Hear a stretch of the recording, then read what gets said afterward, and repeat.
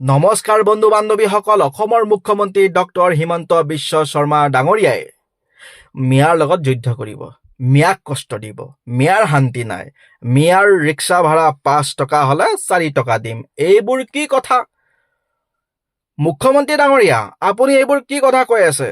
এজন কষ্ট কৰা শ্ৰমিকক তেওঁৰ প্ৰাপ্যতকৈ কম টকা দিয়াটো কেৱল টকাৰ কথা আহি নপৰে, তেওঁৰ পৰিশ্ৰমক কৰা অপমান। আপুনি অপমান কৰি আছে। আপোনাৰ নিচিনা মেণ্টেলিটি থকা মানুহ আমাৰ সমাজত বহুত আছে, যিসকল লোক আৰ্থিক বা সামাজিকভাৱে দুৰ্বল। তেওঁলোকক দবাবলৈ চেষ্টা কৰে। 5 টকাৰ ঠাইত 4 টকা দিয়াটো সেই একেই দবাই ৰখা মানসিকতাৰ এটা উদাহৰণ। যেতিয়া সমাজত কোনো এটা নিৰ্দিষ্ট ধৰ্মক লক্ষ্য কৰি ঘৃণা প্ৰচাৰ কৰা হয়, তেতিয়া সাধাৰণ মানুহৰ মাজতো মৰম চেনেহ, সহনশীলতা এইবোৰ কমি যায়।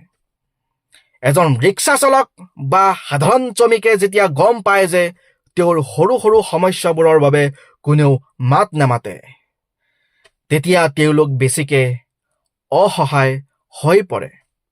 আজিৰ সমাজত শান্তি আৰু সম অধিকাৰ বৰ্তাই ৰাখিবলৈ হ'লে এজনে কৰা পৰিশ্ৰমক আনজনে সন্মান কৰাটো অতি প্ৰয়োজন।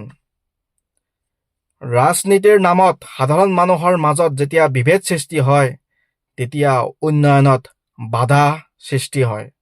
বন্ধু বান্ধৱীসকল, আমি সমাজত মিলি চলিব লাগিব। জাতিভেদ, ঘৃণা, হিংসা এইবোৰ কৰিব নালাগিব।